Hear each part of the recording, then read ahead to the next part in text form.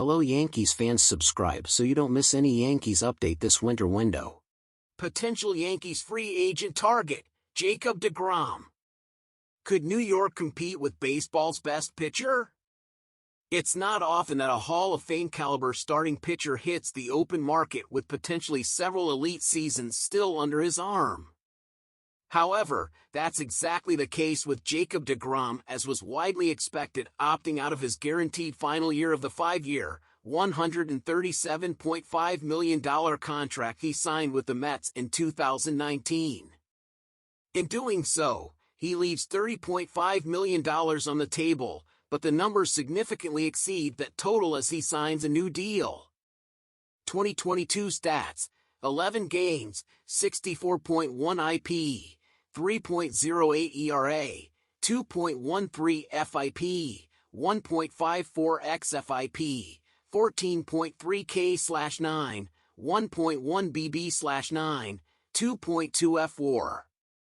Previous contract: signed a 5-year, $137.5 million deal with the Mets in 2019. Forfeited his senior year and $30.5 million, becoming a free agent. In terms of sheer pitching skill, Degrom is still the best pitcher in baseball.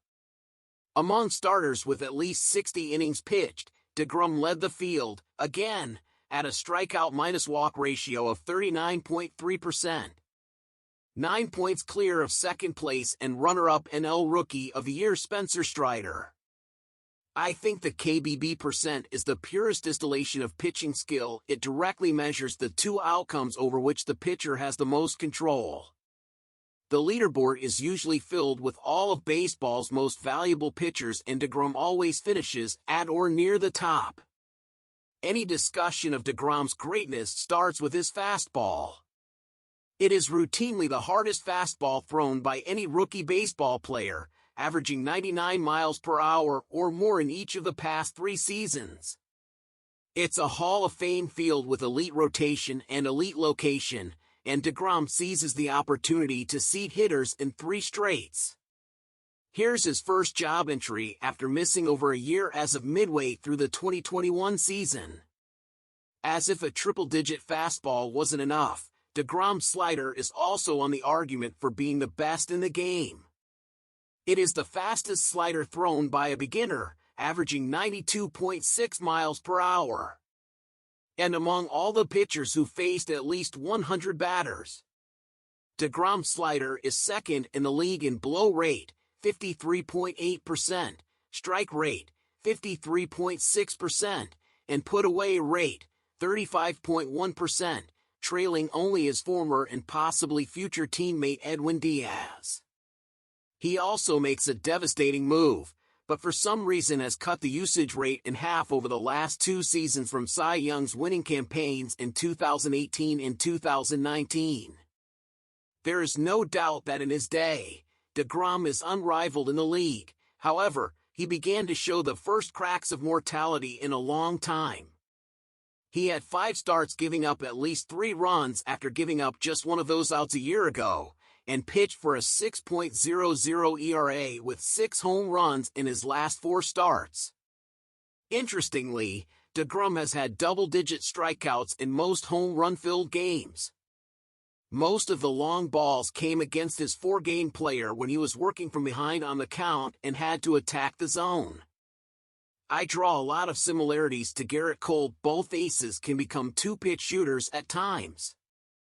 The hitters worked on favorable counts, sat on the fastball, and didn't miss.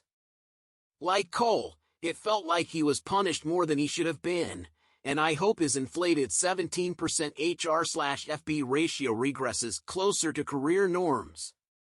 That tells me the stuff is clearly still there. He's just been chastised for momentary lapses in command, perhaps an indicator of rust after missing over a year and coming off major shoulder surgery.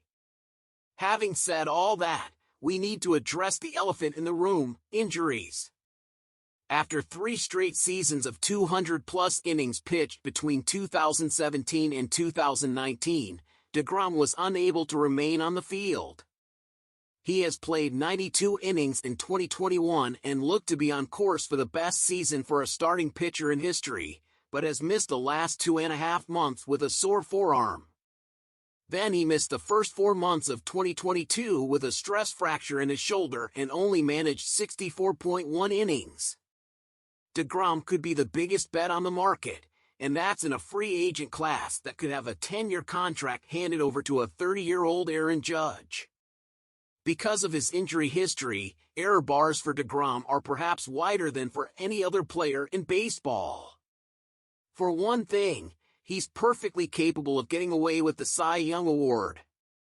On the other hand, he could pitch like the Cy Young winner 60 innings and sit on the shelf for the rest of the season.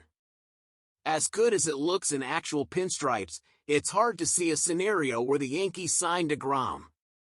By giving up the $30.5 million he was supposed to receive this season, it indicates confidence that he can top that mark in terms of AAV and overall value.